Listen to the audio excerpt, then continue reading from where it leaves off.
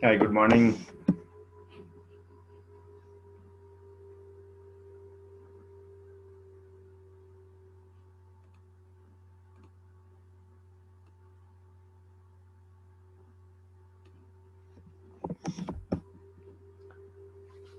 Okay, so we start the week with a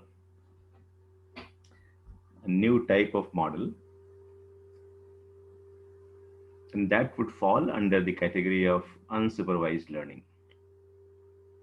Until now, whatever we have learned, and the two basic frameworks that we have learned, one was the regression, and the second was classification. Both of these, regression as well as classification, are broadly categorized into supervised learning. And why do we call it supervised learning? Because in those cases, we have the data available, but if you see the characteristic of the data, in the data we had the x levels, x as well as y. So there were two parts of the data. One part of the data was telling what are the different attributes of the observations that we have. So we had a series of observations, and then each observation had various attributes or various features. When we did the housing price data, they were the attributes of the house.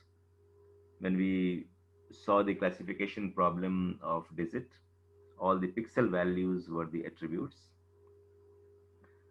So we had the attributes on the one hand, and then we also had the information, what was the label, or which also is called the target or the y value. It means that given that attribute, what is the expected outcome, that was already known to us. Since it is from the historical data, it is the actual outcome, and based on this, the algorithms were trying to find out a relationship between the features and the target, between the x values and the y values. In the case of regression, the y values were continuous in nature, so y could be any value, and in the case of classification, the y could be a defined number of values, it could be a defined number of categories. So, because the labels were available, these processes are called supervised learning. So, if you see, the entire process can be summarized as such, that in the supervised learning, you have data, and in data, we have been given both x and y, where x is, rather than calling it data, we'll call it feature. So x is actually the feature.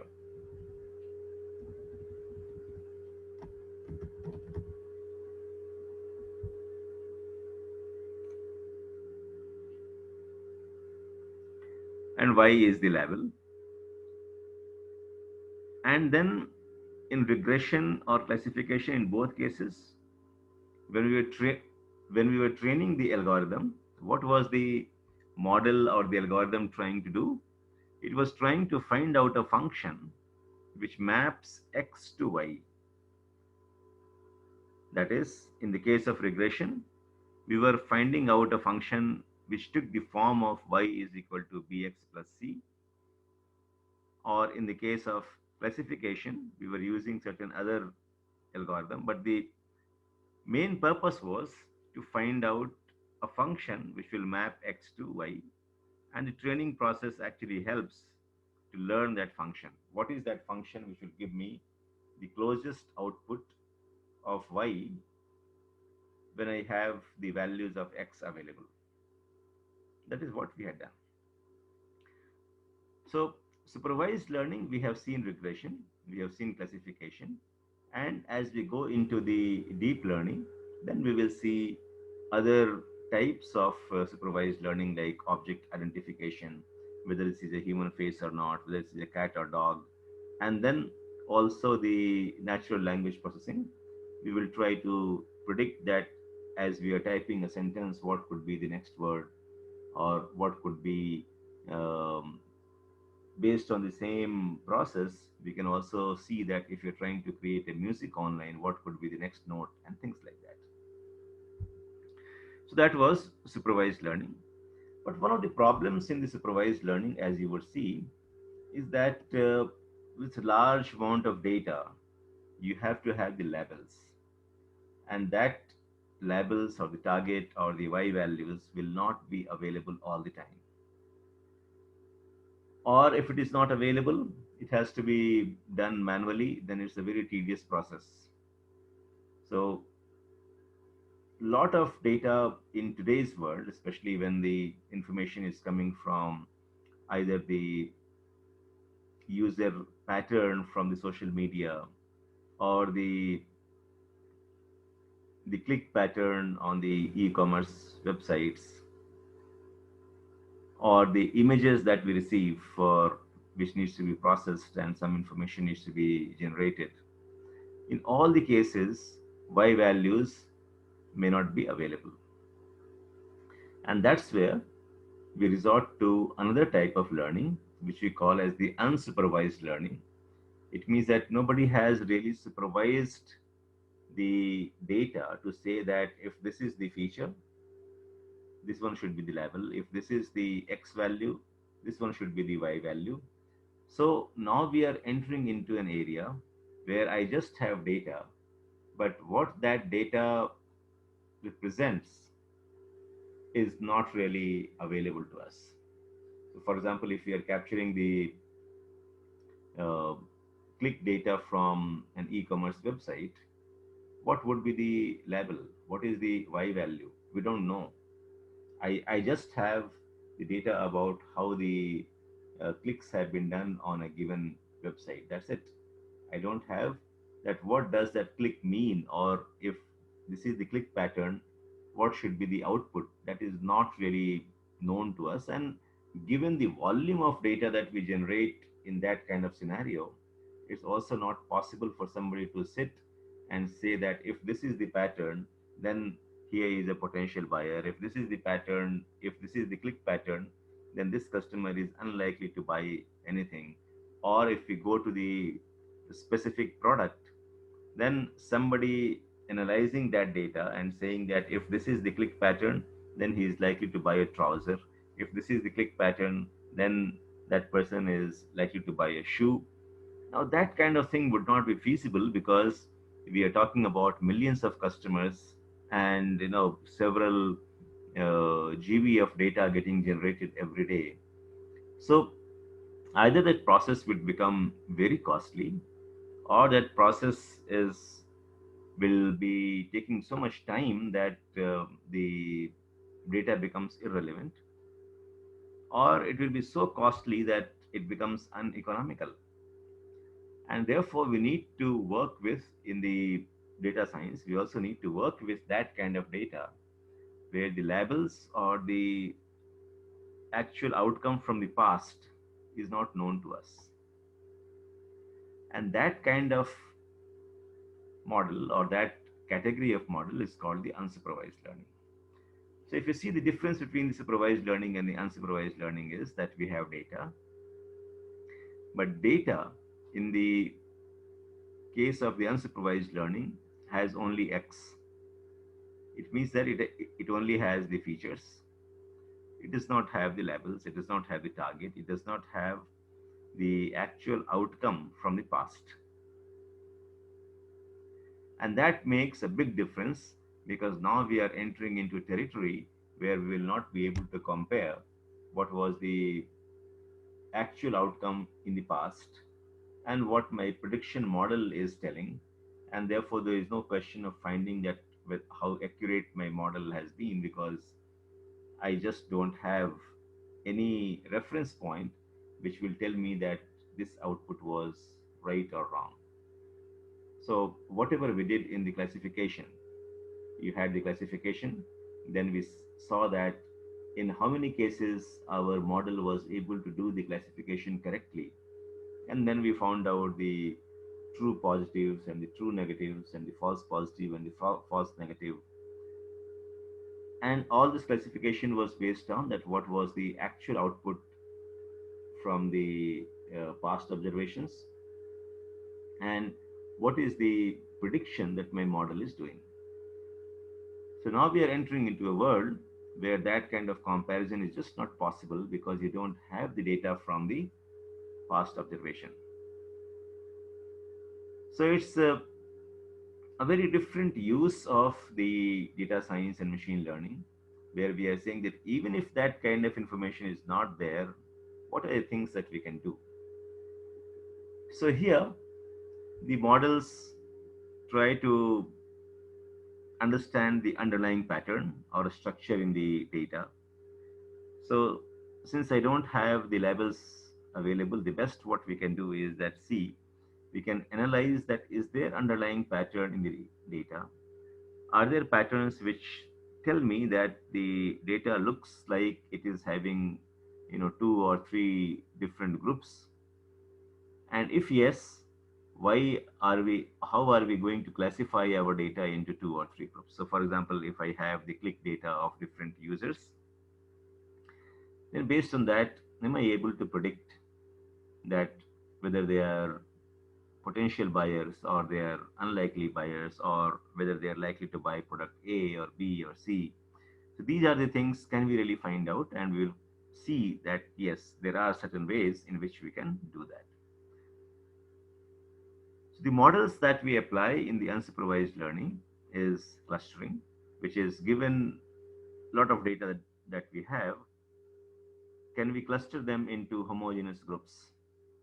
So if you want to classify the customers who are visiting your shop or the online shop or a mall, then can we group them into some cohesive groups and say that here is the group of the frequent rich buyers, here is the group of the frequent but people who don't spend so much, so they do the shopping frequently but they don't spend much.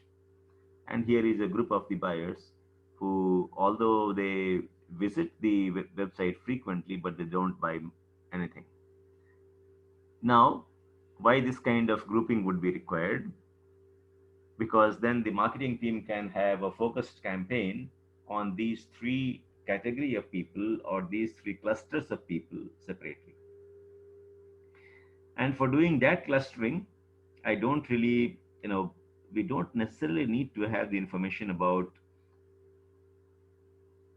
what are the things that, the labels I don't need to have. So from the data, it has not been categorized earlier, or somebody has not sat and categorized that, okay, if this is the pattern, then this person falls into category one, this person falls into category two.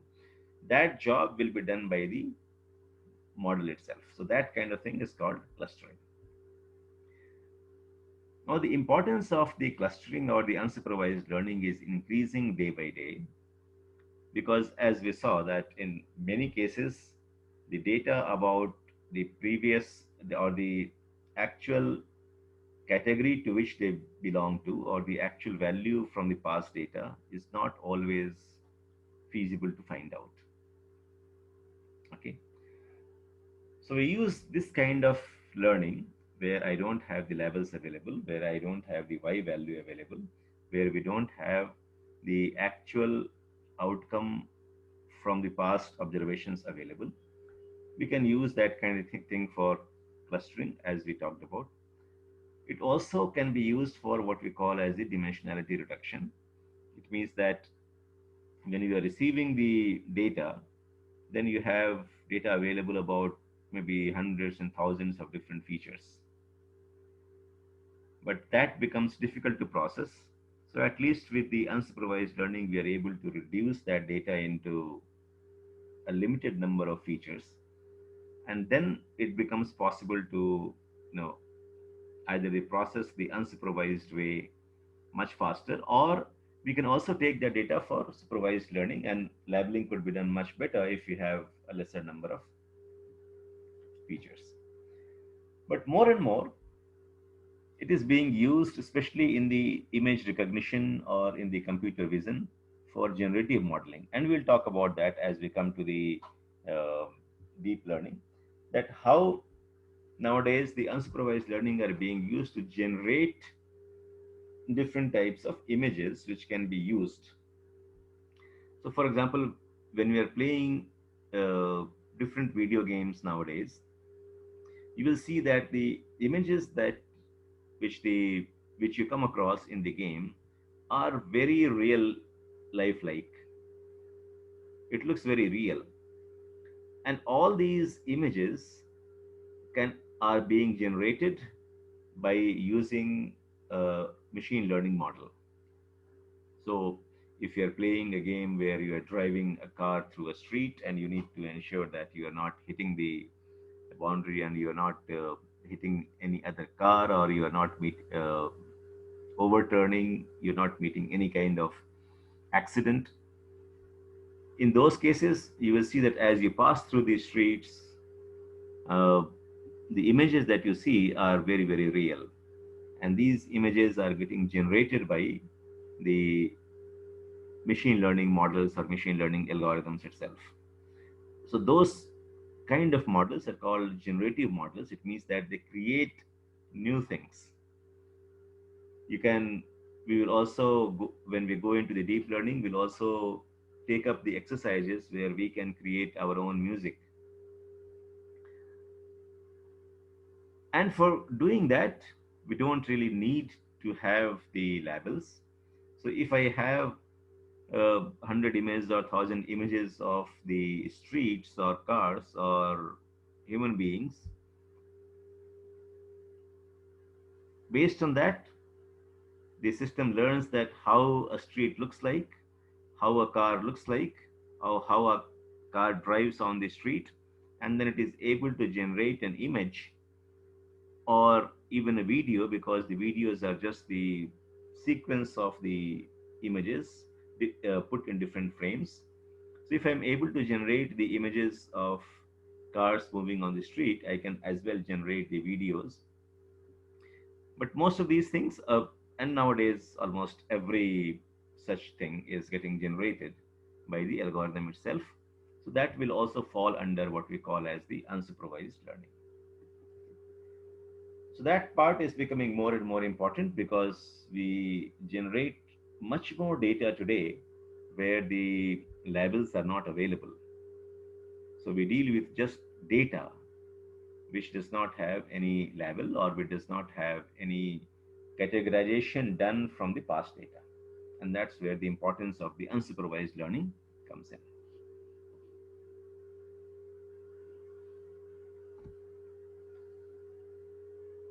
So apart from the clustering and dimensionality reduction and generative models, the unsupervised learning can also be used for certain other operations, like if you have a matrix and if you don't have, if you have the certain data elements missing, then by seeing the pattern we can find out that what that data could have been. And outlier detection, which we have done partly, but there we were doing it visually and we were doing it manually. But the same thing can be done by unsupervised learning itself, so it can identify which are the outliers. When we say outliers, it's not just finding the outlier numbers as we had done earlier in the context of the housing data set, but outliers are also the abnormal behavior. And this is being used extensively in the financial industry as well. So, for example, if you're a user of a credit card and suddenly that credit card is being used in another city or another country. So, suppose you are resident of India, you have been shopping all along either on the Indian websites or in the Indian stores, and suppose you are traveling and your card is being used from somewhere in Singapore. Now, that's an abnormal pattern. It means that either the company would like to confirm that your card has not been stolen. It was being used all the time, say in the state of Telangana. Now, suddenly somebody is using that card in Punjab. So that's an abnormal behavior. And with the use of the unsupervised learning algorithms, we'll be able to identify that this is an outlier pattern. And therefore, many times you may have experienced that you immediately receive a call from the uh, credit card issuer that just to confirm that whether you have used the card or your card has been stolen and somebody else is trying to use that. So it can be based on the location, it can be based on the amount of money that you use. So if you normally you buy things say between 1,000 and 5,000 rupees and suddenly there is a transaction of 20,000, so it's a suspicious transaction, it's an outlier transaction, and these things the model is able to devise. So there are several very um useful use cases where the outlier detection is actually a very useful phenomena or useful trick in many of the businesses. So in finance, it could be for fraud detection. In case of the um, maintenance or quality supervision, now we are able to identify that whether there is a scratch on the say mobile phone screen before it is shipped out. Earlier, it used to be done by visual inspection. Nowadays, we can do it by machine learning. So every new mobile phone which is being manufactured and coming out of the factory, it will pass through a scanner or it will pass through a camera. The camera will take the image of the screen and that would be analyzed, and system would be able to identify the algorithms would be able to identify that whether there is a scratch on any of these phones or not.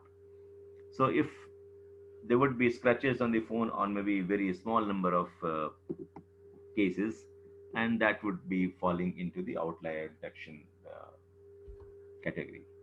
So the unsupervised learning can be used for clustering. I can take and some of the examples I'm talking about. We can, if we have the data of our customers, we can group them into more homogeneous clusters, and therefore I can have a targeted marketing campaign for each of them. We can use that for dimensionality reduction. It means that I have a lot of features available for the same observation, but to be able to handle that properly and to be able to reduce them so that we can process them more easily and faster, we can use the techniques of dimensionality reduction. We'll go into some of these things like principal component analysis or TSNE. We can use these techniques for reduce the dimensions of the data that we have. Matrix operations, if there are certain missing data, then we can find out if there is an outlier in my data set. And we talked about a few use cases of identification of outliers. And increasingly, it is being used for generating data, generating images, which can be used in the gaming industry, especially in the gaming industry and many other cases. So, unsupervised learning is becoming more and more important today because that's the kind of data that we generate. So, today we'll talk about clustering as an algorithm. So, let's first understand what's this clustering all about. So, I have good number of observations available with us. We have good number of data available with us where different attributes are there. And using this model, using the clustering algorithms or clustering logic, we'll try to group this entire data into some homogeneous groups. So the idea is to identify, are there certain distinct groups inside my data? And then we'll see that how do we really, what are the kind of mathematical principles that we are using or the statistical principles we are using based on which these groups can be created. And we'll learn about two of the most widely used methods.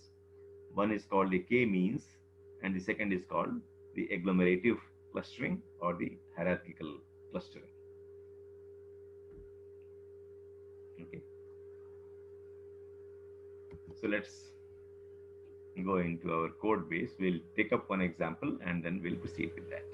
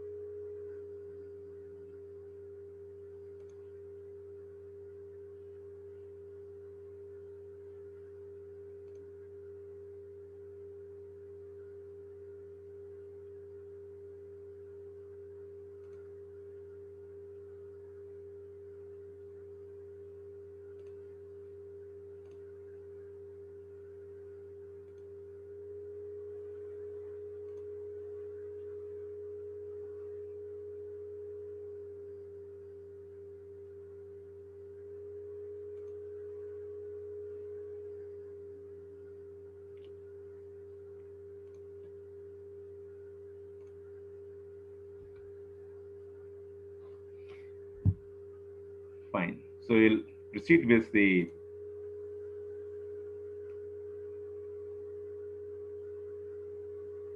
okay. Sure, Rishabh. So that should be fine. I was just waiting for you to join because you appear to be the only one today. Others, Monday morning, I am seeing this pattern that fewer number of people join on Monday morning. It's okay. So clustering, feel free to use the chat window uh, if you are not able to understand something that we are talking about, and I will go over it again. So having understood the concept of uh, clustering, where the data is given to us, and then we will try to put that into some homogeneous groups. Let's see how it can be done. So we'll go through the notebook and go step by step. So I'll go very slowly. Stop me wherever you are not able to understand it.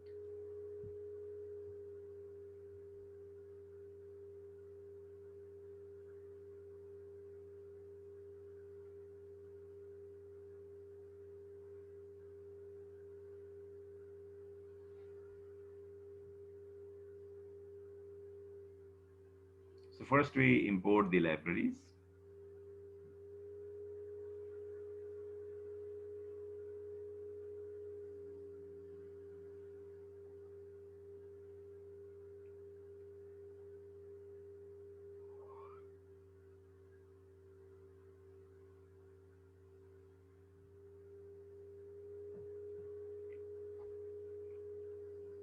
After having imported the libraries,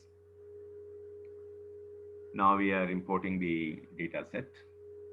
In this case, this is a data set of mall visitors.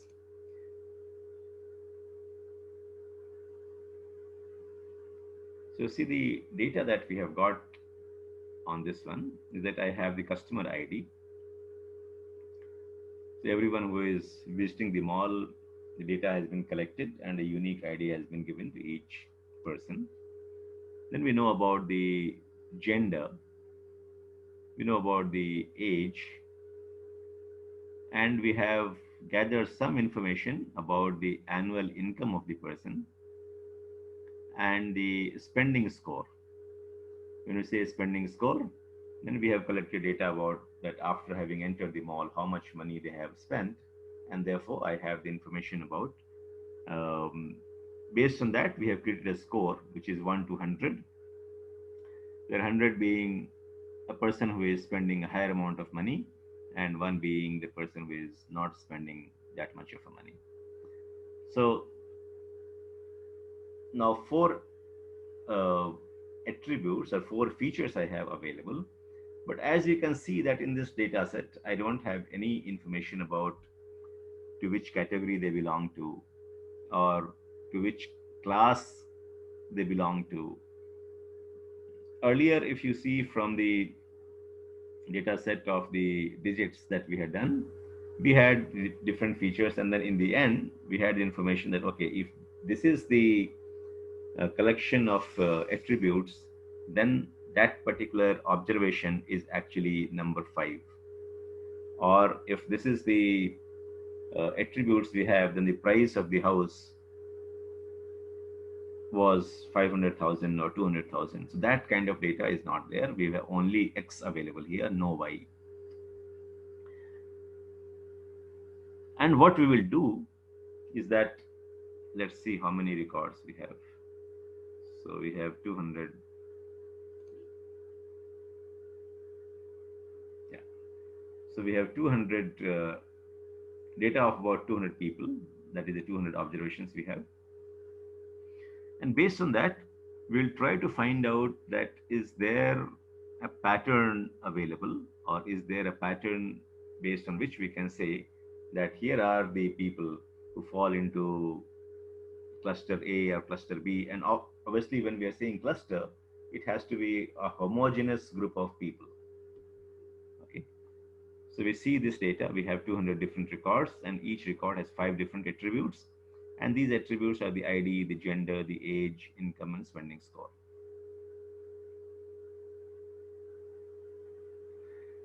Now, the gender, if you see the way the data has been given to us, gender is a categorical data, which is either male or female, and this has been given to us in the non-numeric manner. So if you want to process that, the first operation that we will have to do is to convert this into, first of all, into a numeric data, and then we will have to take a decision that whether we do the level encoding or one-hot encoding. Okay. So first operation we do is that we get the we are doing the one-hot encoding here. So based on the gender, which is containing the data of the male and female, we are doing one-hot encoding.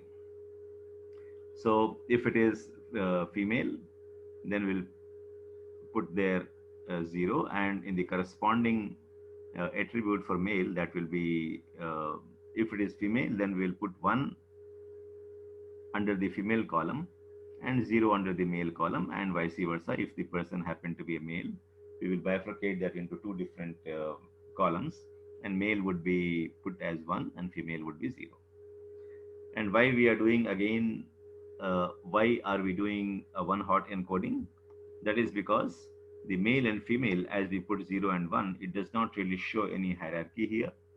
It is only 2 different attributes which should be put at par. Because from the shopping perspective, there is no hierarchy here. If we put that 0 and 1 in the same column, then from the algorithmic perspective, it will give a higher weightage to 1 compared to 0, and that we don't want to happen, and that's why we are doing the one-hot encoding. Just as we have seen earlier, how do we get one-hot, how do we do one-hot encoding? We call the pandas library, and then we get the get dummies function, and then we define that on which column of the data set we want to do the one-hot encoding. So we are defining here gender. So the one-hot encoding will be done on the gender column. So it will go through the gender column, identify how many values are there, how many different distinct values are there in the gender column, and then it will create one separate column for each distinct value that we have in that particular column. And then depending upon the value that we had, it will put either 0 or 1 in the corresponding columns. But what happens is that it will the new column names will be given as whatever is the value of the column. So, and if you want to give a prefix to that or a suffix to that, that can be done here itself. So here we are just prefixing that with the gender, just to demonstrate that a prefix can be put there. Otherwise, the name would appear just as female or male. Then these dummies give us only the values of this particular column. So if you want to see that what was contained in the dummies, let's see that.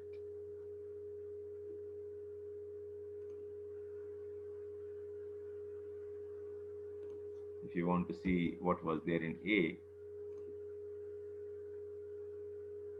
so if you see A had done this kind of one hot encoding. So having got this one hot encoding of the gender column or the gender attribute, now we concatenate that, we add that to our existing file. So in the existing file, I had 5 different attributes. Existing data set, we had 5 different attributes. And now the A has got 2 more attributes, which is the gender female and gender male. So we bring them together, we bring them into the same data set. And then now that I have the one hot encoded value of the gender, we drop the gender column. So earlier we had 5, we added 2, so that becomes 7, we dropped 1. I should have 6 different attributes of each observation. So 1, 2, 3, 4, 5, 6. Okay. So now I have got a file in which every attribute is numeric. So since it is numeric, now we can take it up for processing with our algorithms. This is the kind of pre-processing that we are doing.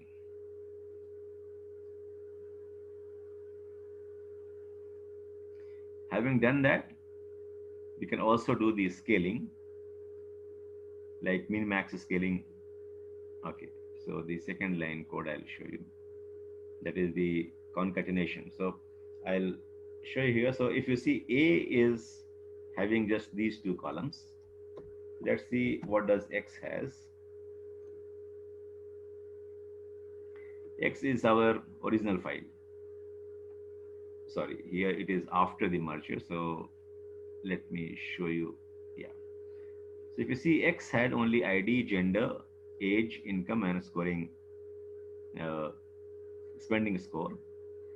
Now we see that gender is actually an object. It's not a numeric value. And we found that gender is actually containing the values of 0 and 1 that we had seen earlier. So here the gender is having the values of male and female. So we are doing a one hot encoding of the gender column. Okay. So if we do the one hot encoding, first we get the dummies for the gender column. That is what we got in A here.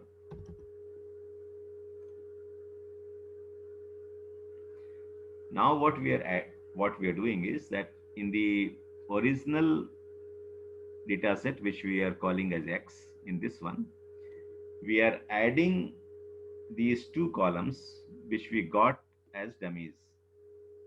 These 2 columns we are going to add. Okay. So if you are saying access is equal to 1, so addition of the 2 data sets or 2 data frames can be done in several ways. So either we can take data frame 1 and add that as a column, or we can add that. So we can add that either horizontally or we can add that vertically. It means that this data, whatever I have got, I could add that as new observations, or I could add that as columns. So we'll also maybe take an example and show you.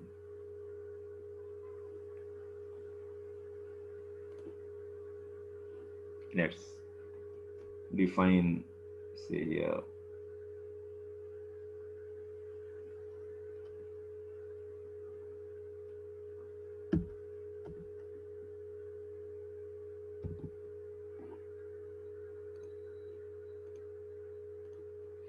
Let's create one data set, say 1.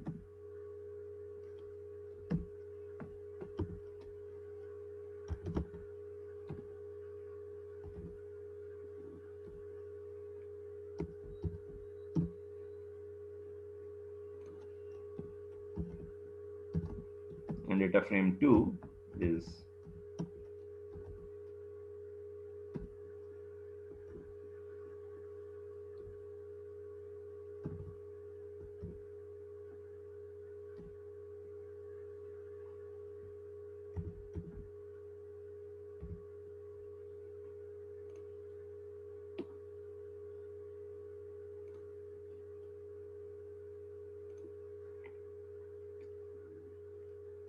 we create this. So if you see data frame 1, it is just 1, 2, 3. And if you see data frame 2, it is like this. Okay.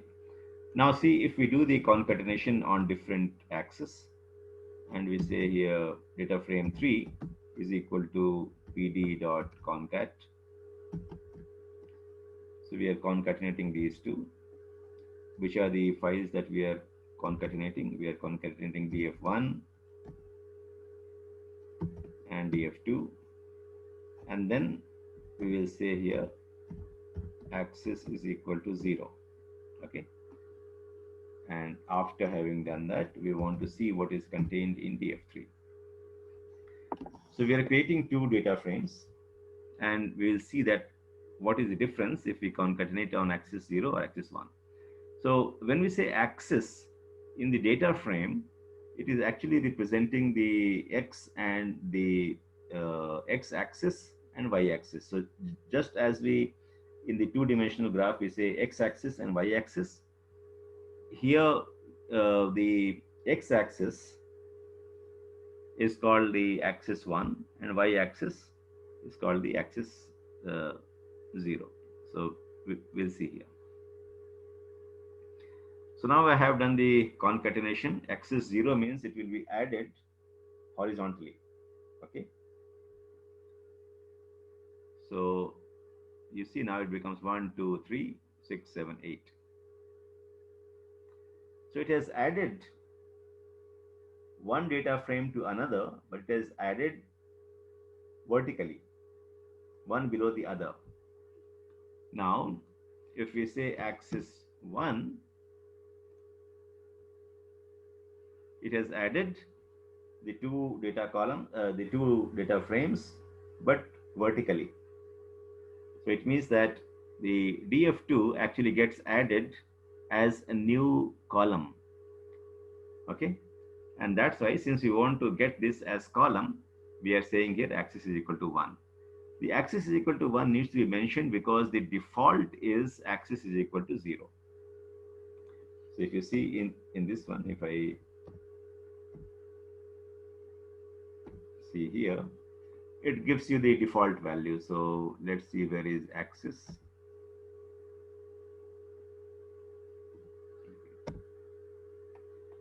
Where is axis? The default value must be pd.concatenate. Yeah, axis, if you see here, axis, the default value is 0. So if you don't define as axis is equal to 1, it will automatically take 0. And that's why if you want to add that as a column, it has to be explicitly defined that axis is equal to 1. It means that I want to take the data from data frame, the second data frame, and I want to put that as column. That's why the axis is required. Fine. So having added that, the third line of the code here is we are dropping the gender because I have already got the values of gender into either gender female or gender male. That's why we are dropping it. And after that, if we see, we have already got the X head. If you want to see, then it has got all the original values. The gender column has been dropped, and the one hot encoding column corresponding to the gender has been brought in. Okay.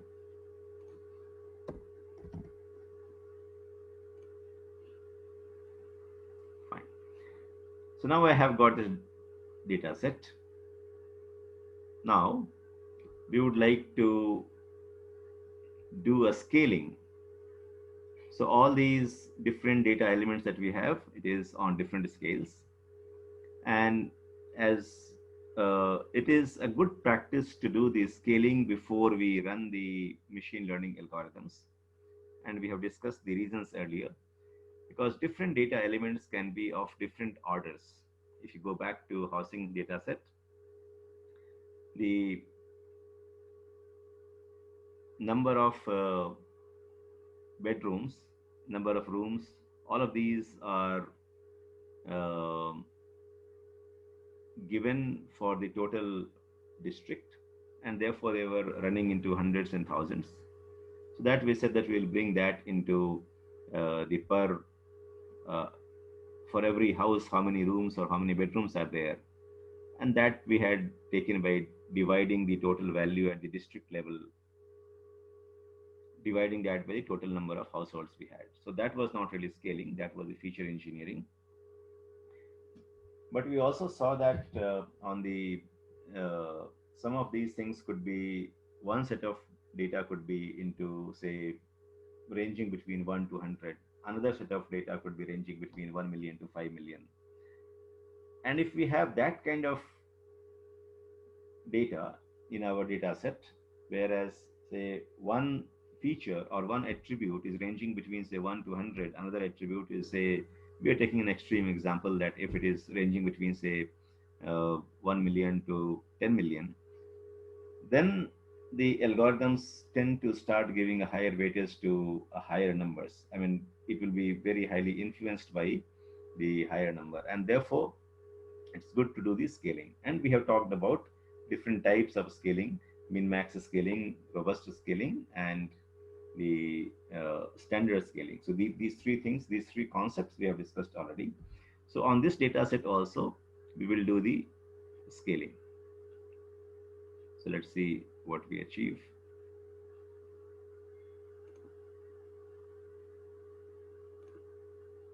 Okay, so we have, for doing this scaling, we have imported here the library. So from sklearn.preprocessing, we import the different types of scalars. So we import the min-max scalar from the preprocessing. That is what we will use here.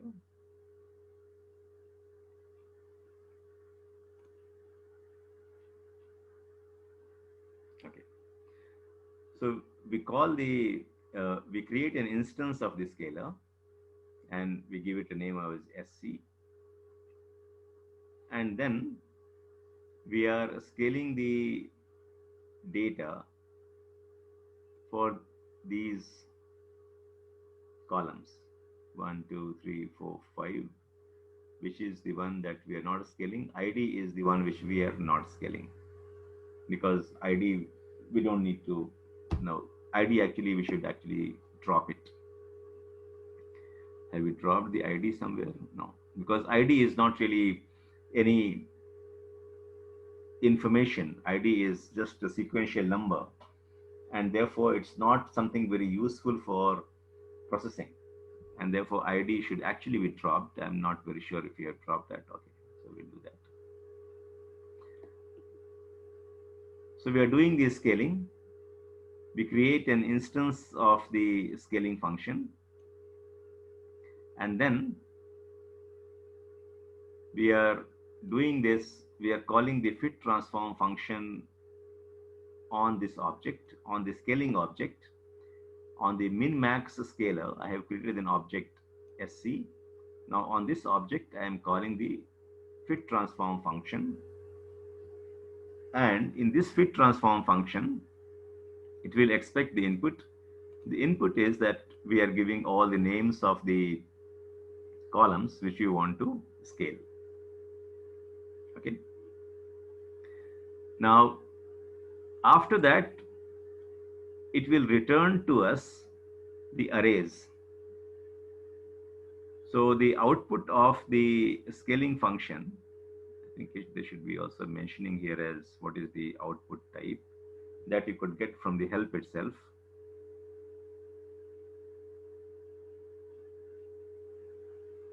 parameters, view source.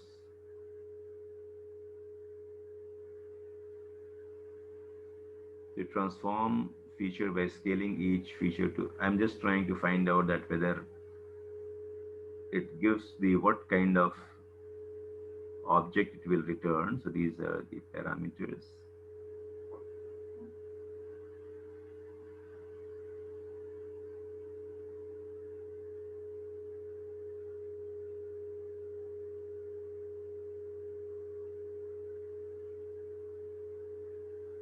It must be there somewhere. We'll find out. So you will also be, so here in the output you can see that it is actually returning you an array. So it will return into an array, and that array I am putting back into a data frame so that if you want to do any further analysis, it is available in the data frame.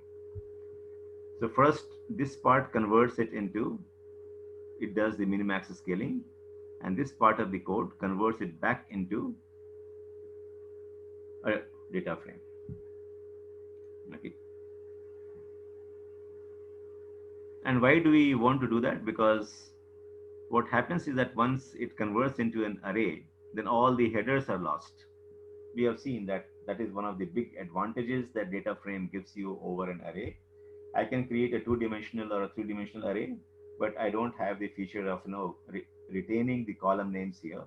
And that's where if you convert that into a data frame, it becomes very much like an Excel sheet. So what we do is that the we convert that into a data frame, and then we put the column names back into that data frame. So x.columns replaces the column names. So let me show you step by step this one also.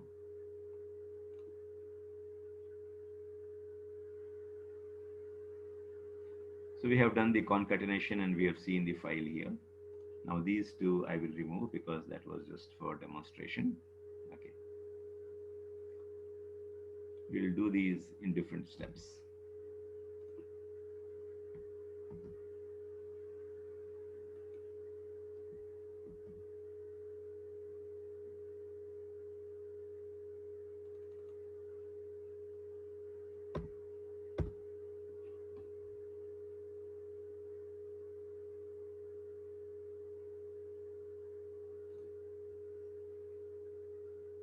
So if you get your code jumbled here, within this Control Z, it will bring back.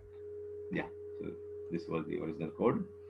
Now we have put the next two lines in the and another cell, so I can delete this.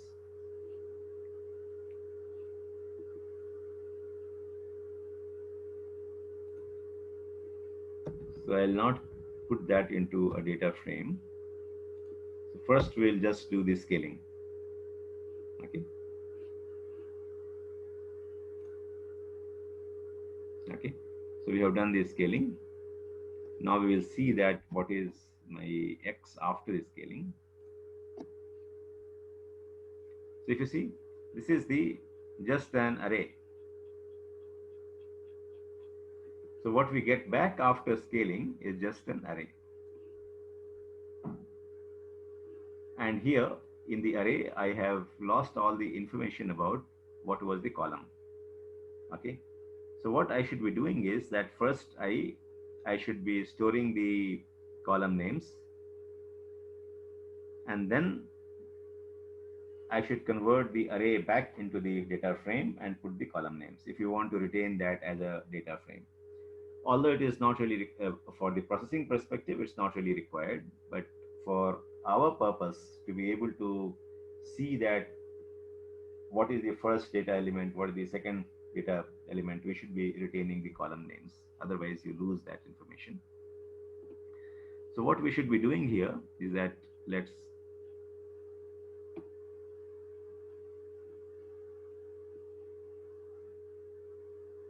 more later set. So we'll run this again because now the x has changed. We are using the same.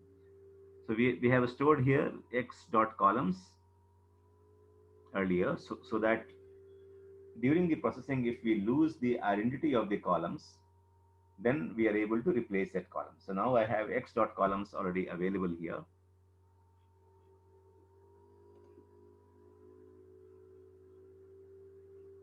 do the encoding. No, we don't need this one.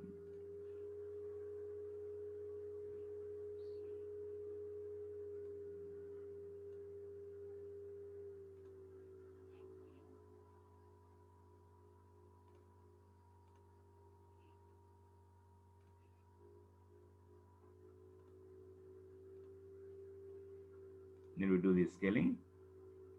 And after that, I have got only the arrays. Okay. Now what we do is that we'll convert this into back to a data frame. This is the only, it's not really required for running the algorithm. It is just for our own sake, we are retaining it. So we'll retaining the column headers, pd dot data frame, and then X here. Because right now, X is just the array. And then here itself, we could say columns is equal to, I already have the, okay, so here what we'll do is that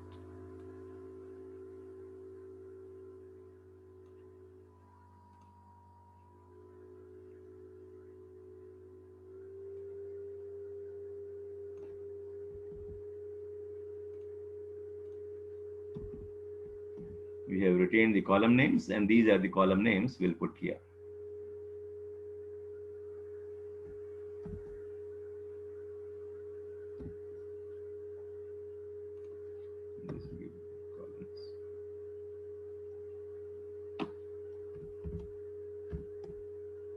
Let's put all these column names, will give a name, and that name itself can be put here.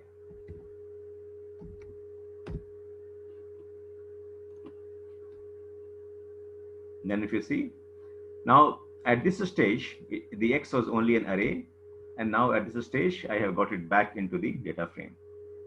So the benefit of the data frame is that I am able to see all the column names. And after the scaling, we see that everything has come into the range of 0 and 1. That was the purpose of the min-max scaling. So all the values which I have got of age, income, spending score, as well as the the one-hot encoding that we had done, it has come in the range of 0 and 1. So we have done two things. One is that we have done the one-hot encoding, and the second thing is second pre-processing that we have done is the scaling. Having done that, now we are ready to run the clustering. Okay. But before that, if you want to see that what kind of data we have got, maybe we can create one some scattered diagram and see that what kind of data we have got before we actually go into the clustering.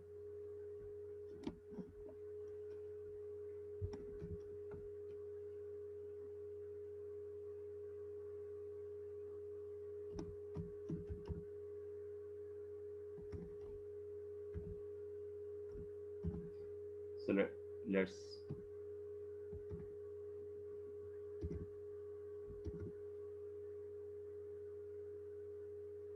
we'll draw a diagram. We'll draw a scatter diagram.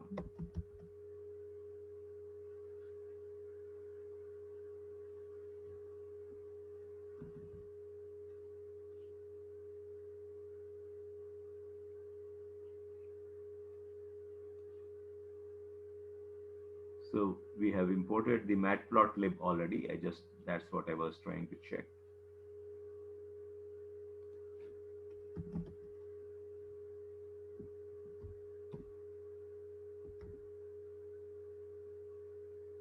And here we can choose the, what do we want to plot with? So the first one we'll choose as age, and then we can choose that as income.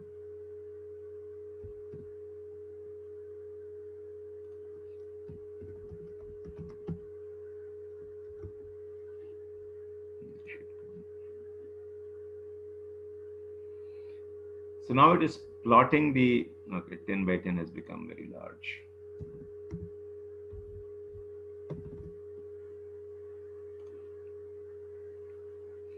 Visually, we are trying to see that is there a correlation between the age and income and things like that, and then we'll see that how our system categorizes. So we are seeing that maybe there is very little correlation between the two. All of them are equally scattered everywhere.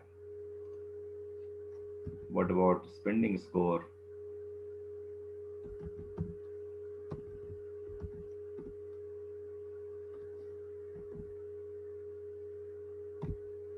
Spending score versus income. Now here you are able to see different clusters. So visually we can see that there is one cluster here. Visually we can see that this is some sort of an homogeneous group here. So two groups. Then here it is a third group. Here there is a fourth group, and possibly here there is a fifth group. So visually we can see that yes, there is some homogeneity when we compare the income versus the spending, and which is a very commonsensical thing that as the income increases, the spending also could be higher. Or so the system is also showing you that there is some sort of a pattern there. So by seeing this data, we are able to visualize that there is some pattern existing, and that is the pattern which the algorithm needs to find out.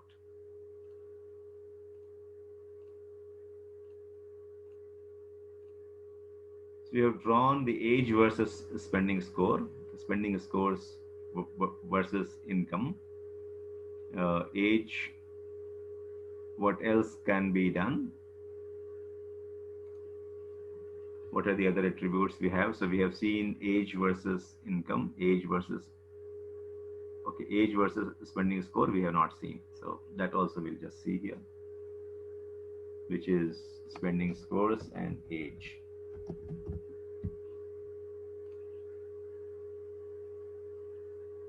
So here also no distinct cluster, but now visually if you want to see, some cluster was emerging because of the correlation between the spending score and the income.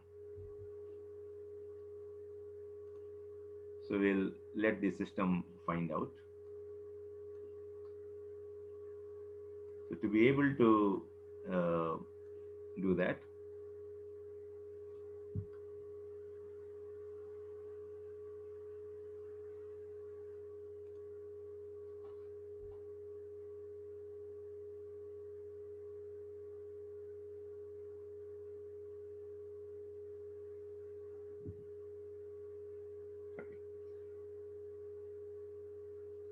so what we do is that here we import the k-means clustering. If you see the initial imports that we have done, we have imported from sklearn.cluster import k-means. So that is my algorithm. K-means is the algorithm here. Okay. When we are, so having done the import, what would be our, let me introduce more code here. What is the process that we do? First, we import the model, and then we create the instance of a model, isn't it? So we'll create an instance of the model. Let's say model is equal to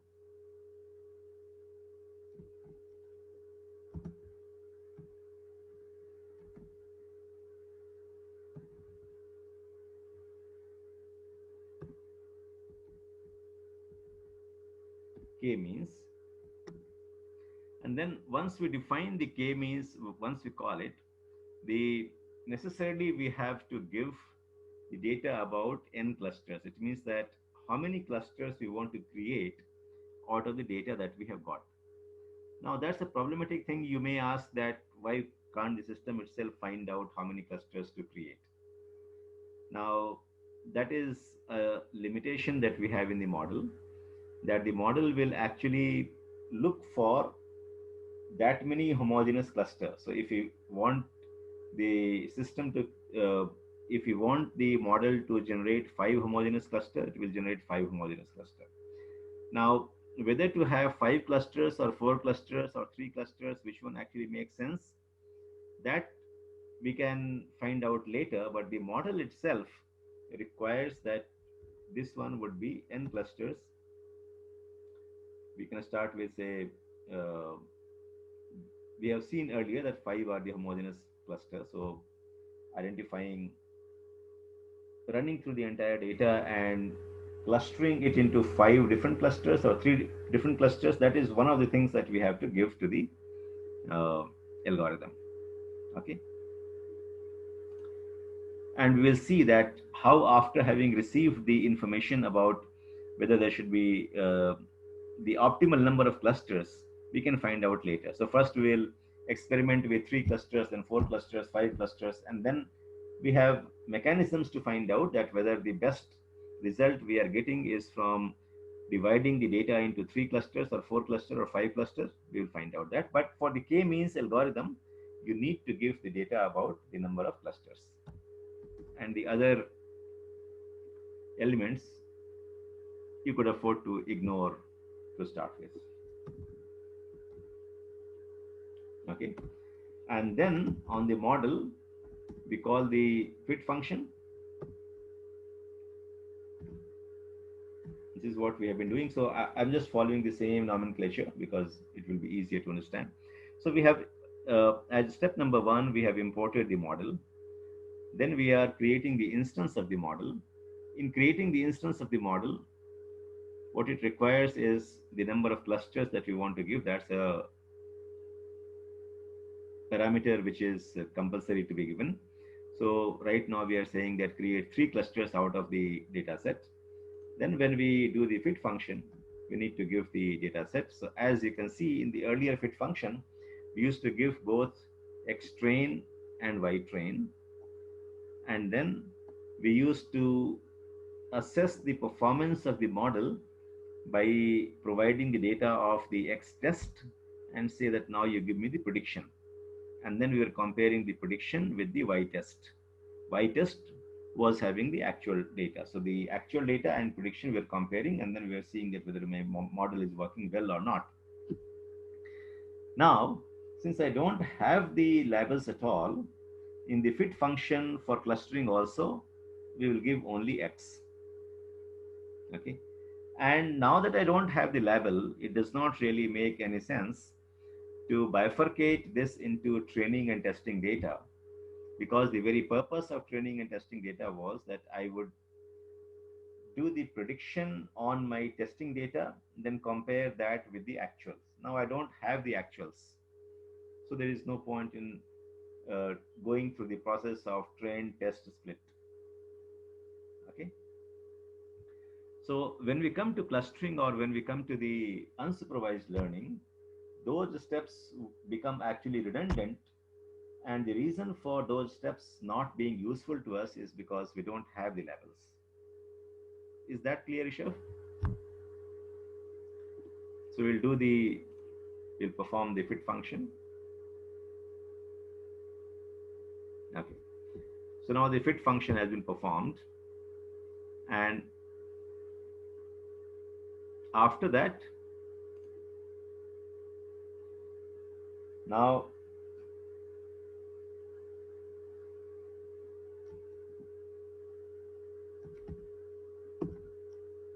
if you say now model dot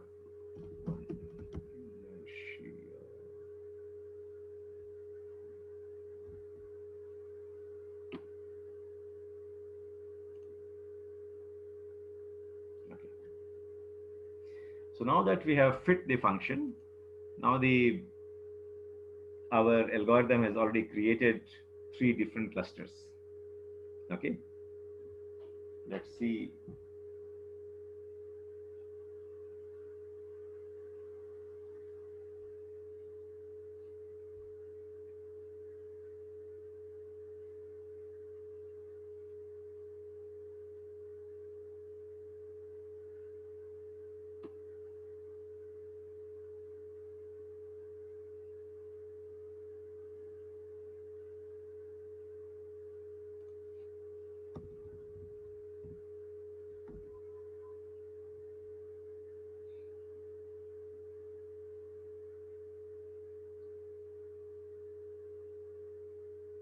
Just give me 1 minute.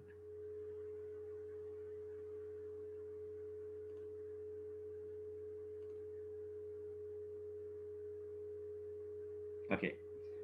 So now the clustering has been done, and we can see that the system has given some labels to each of the observations that we have. Okay. So let me put that into.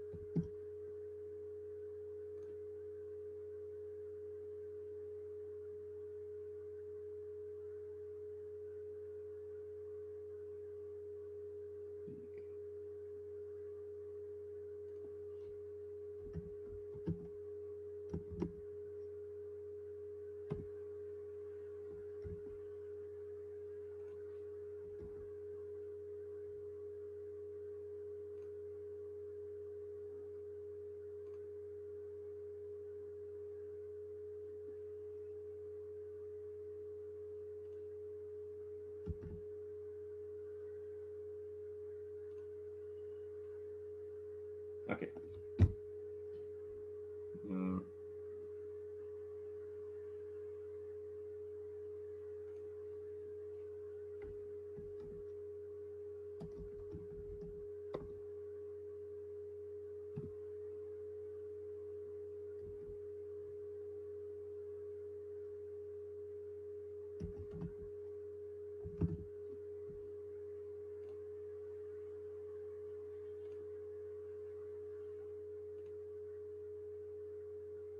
okay.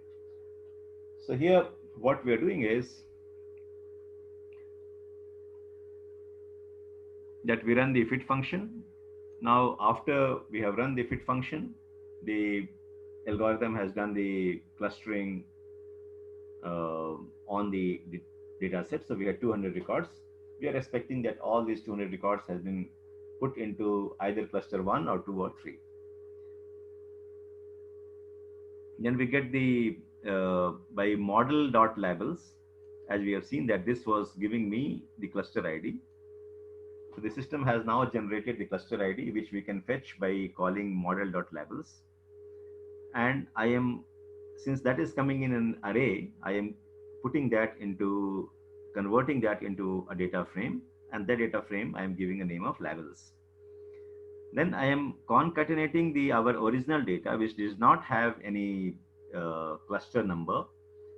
We are concatenating that, and now I have the data set called DF, in which I have the original data, and I also have the cluster ID. So if you see, it has generated 3 clusters and has given the ID of 0, 1, and 2.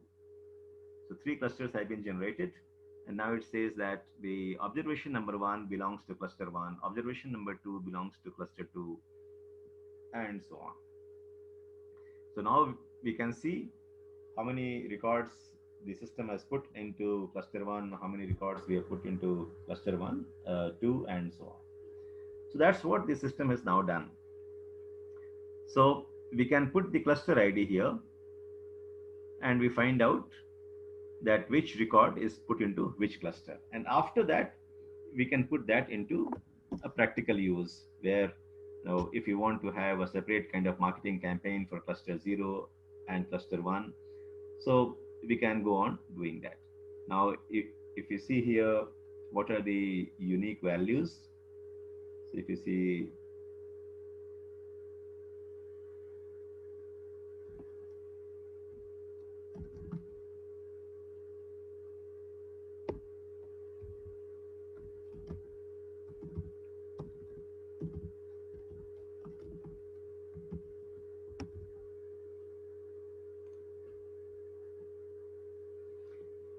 So if you see the value counts, then we are seeing that out of the 200 records that we had, it has put 112 into cluster 1, it has put 48 into cluster 2, and 40 records into cluster 1. Now, we did this with 3 different clusters. Let's try to find out what if we do into 5 different clusters.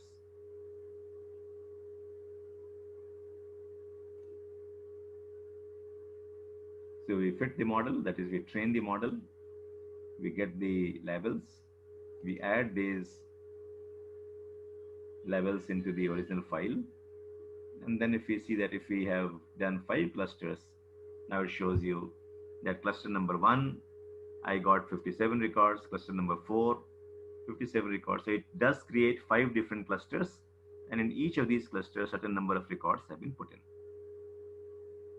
Okay, so that way we can give the instruction to the model that whether you want to create 3 clusters or 4 clusters or 5 clusters, and we come back to the basic question that since I don't know that whether 3 cluster is the appropriate way to do or 5 cluster is the appropriate way to do, how do I know? So in that case, we can ask the system to create the clusters at different levels. So we can run a for loop and say that first create 3 clusters, then 4 clusters, then 5 clusters. And then we need to have some sort of a measure which will say that whether the 3 cluster is giving me the best result or 5 clusters is giving me the best result. And that criteria is called the inertia. Okay. So let's first see how the clusters are getting created, and then what is inertia, and based on that, how do we really assess uh, whether to go with 3 cluster or 4 cluster or 5 cluster. Okay, so let's understand this in the PPT. Sorry, this is not the PPT. This is the one.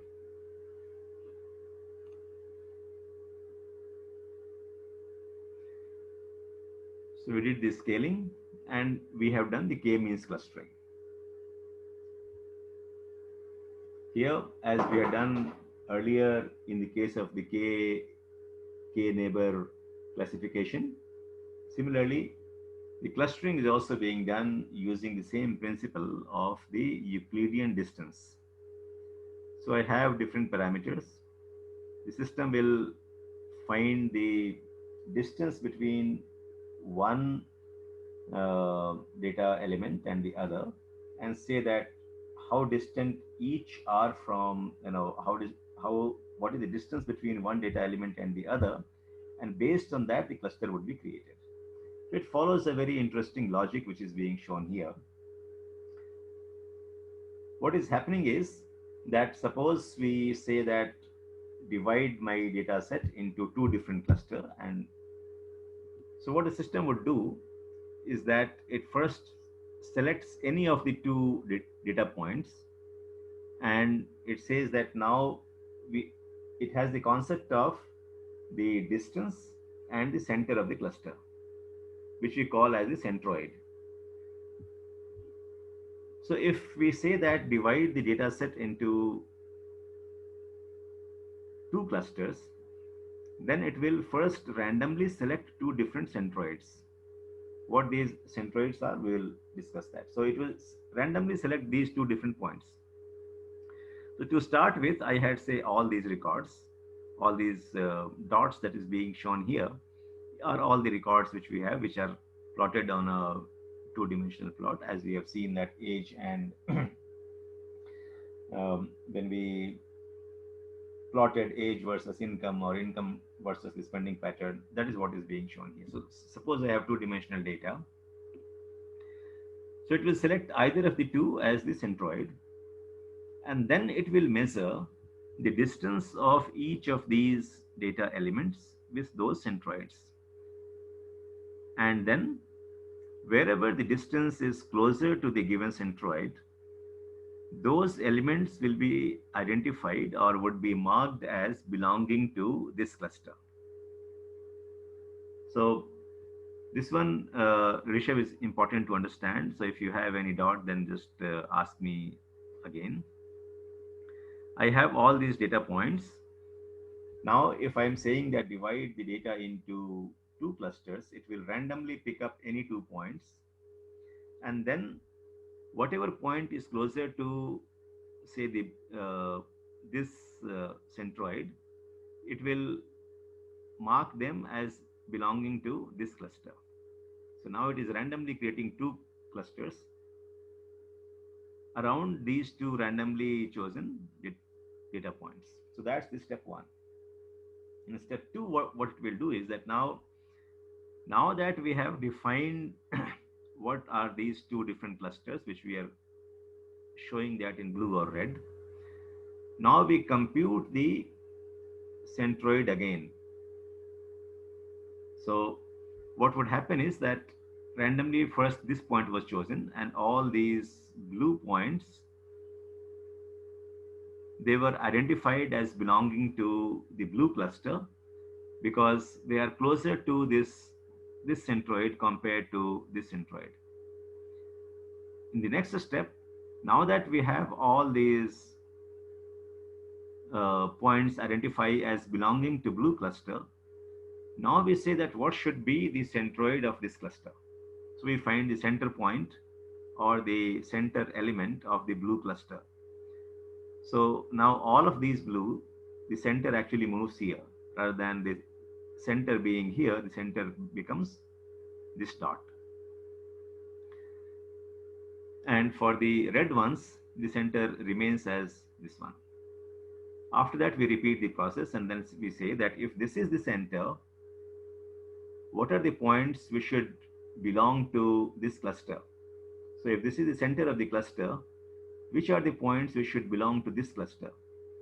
So if the center is moved here, then we see that these are the red points are actually closer to this centroid compared to this centroid. So in the second iteration, the system marks these points as belonging to the red cluster and not the blue cluster. This process is repeated again and again until the centroid and the clusters don't change. So in the next iteration, now that we have identified that there is a red cluster is having these 3, 3, 6 to 8 points, now we say that what should be the new center of the red cluster.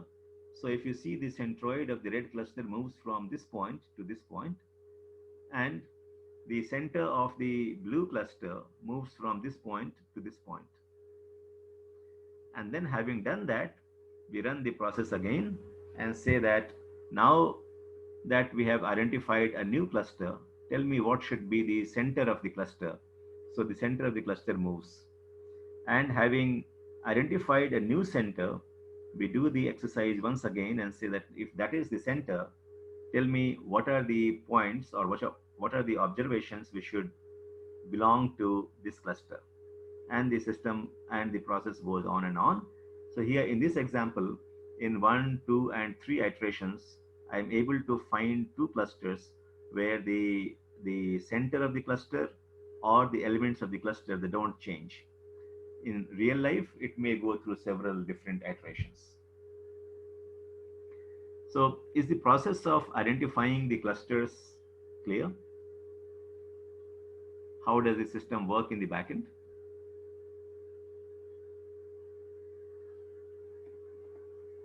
Great. So that is what is happening in the k-means clustering. So if we say that number of clusters I want to find is 2, then it will identify 2 random points. If we say that number of clusters I want to create is 5, then it will randomly choose 5 different points, and then it will go through the same process again and again. So it will identify 2 observations or 2 data elements as the center, or what we call as the centroid, and then say that if this is the center, what are the elements which belong to this cluster. So that is what we have done. So if we chose these 2 as the center, then I get 4 elements belonging to the red cluster and remaining elements belonging to the blue cluster. Then we reverse the question. and then we say that if this is the cluster, what should be the center? And then again, we say that, okay, if this is the cluster, what should be the center? So we find that this should be the center. And for the red cluster, since this is only 4 elements, the 4 are the, this remains the center. So now the center has moved. We ask the question again that if this is the center, what are the different elements which belong to this cluster?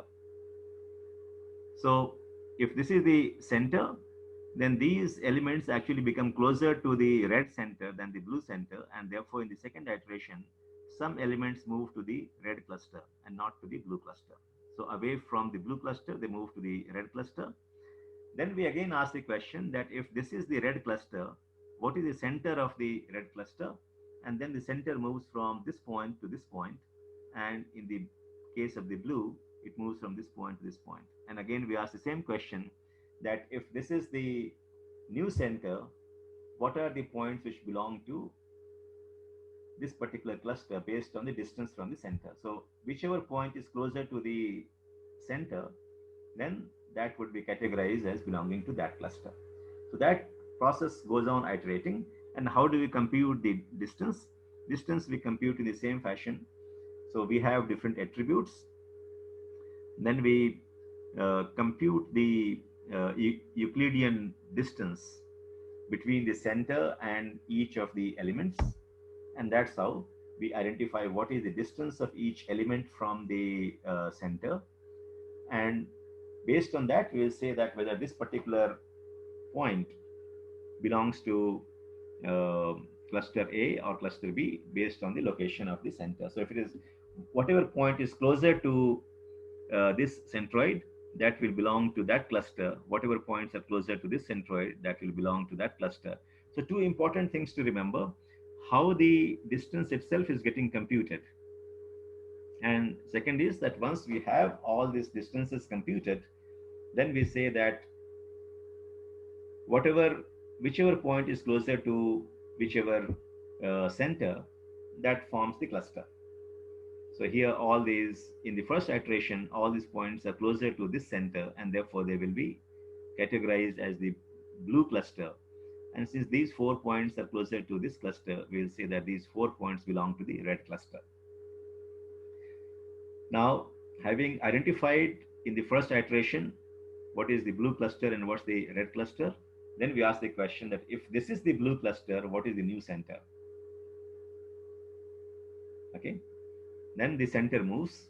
Then once the center moves, then we say that, okay, if this is the new center, what is my new cluster? And then the cluster gets redefined. Now some points move to the red cluster from the blue cluster. Then again, we ask the same question that if these are the points which define the red cluster, what should be the center of the red cluster? And the center moves here. Similarly, the center of the blue cluster moves here.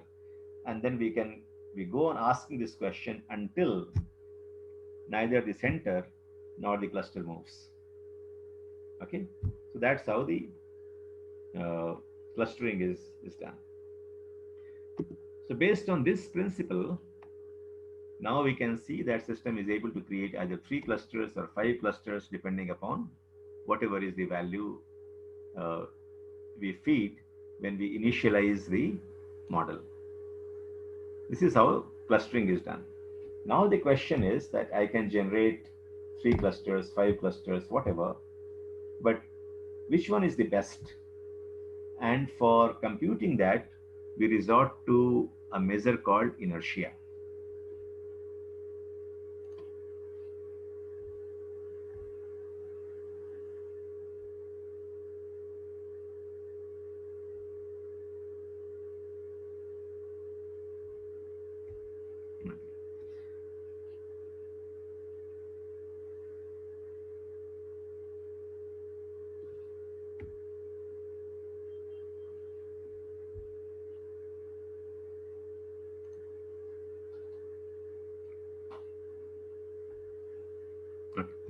So what we have done, we create the number of clusters need to be specified. Now, you will find that depending upon how many number of clusters you want the system to identify. These clustering will differ based on size, the density, and all of these. Uh, the k-means, since it is based on the computation of the distance, if there are certain outliers, then it can actually skew the result. And whether a cluster is a good cluster or not, there are two, three ways to define that. One is called inertia, and the second is called the silhouette method. So what we do is, I'll come to the computation of the how the inertia is actually computed. But after having done the clustering, you can get the inertia. Or so let me do that here. If I now say model dot inertia, you would be able to get one number. How do we achieve that number? I'll come to that. So inertia of the model, when we are creating 5 clusters, is say 19. Let me go through again, creating say only 3 clusters, and then we'll see what is the inertia.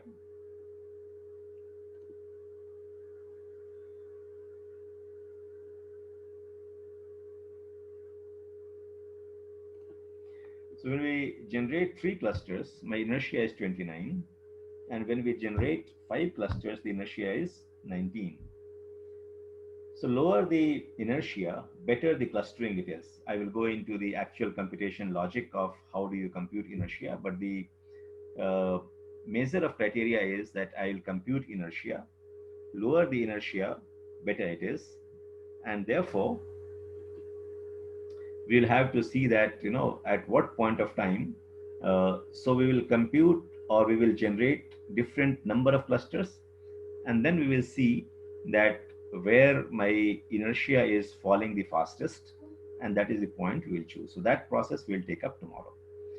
So we have seen today how important is clustering as a mechanism, because in today's world, more and more data is getting generated where you will not get the label, and therefore the unsupervised learning is becoming more and more important. One of the key models is clustering. So I have got the data, and I would like to see that are there homogeneous groups in the data. That is what the clustering is. It does. The process of clustering, the difference you would find is that in the steps that we follow remains the same. So we did some steps for data preparation. After that, we identify the right model. We import that model. We create the instance of the model. But the parameters that the fit function, and we train the model with the fit function, but the parameters which the fit function will take will be only x and not x and y, because I don't have y. Other difference is that since I don't have the label, there is no, it does not help us if we split the data into train and test, because the very purpose was that I can train the model on the training data, then I can test the model on the testing data. Now here I don't have the label, so I will not be able to compare the prediction with the actual results or the expected outcome on the testing data, and therefore it does not really make sense to have the training and test split. So the training function, or the fit function, that we feed only x, and based on that I get the clustering.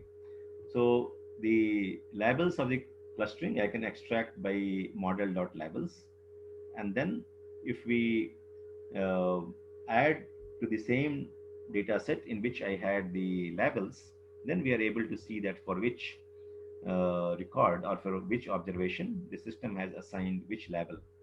Okay, and that's what we have seen here.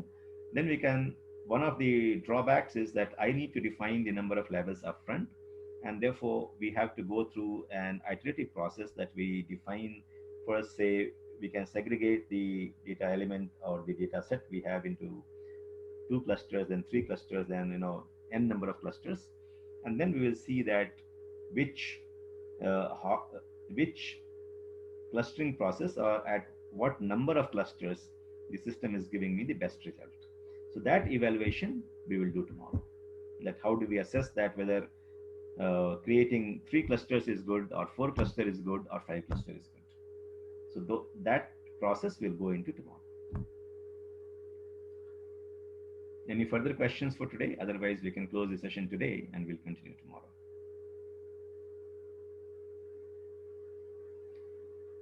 Okay, so this notebook also I will share, try to go through it, and then we will proceed for tomorrow. Thank you.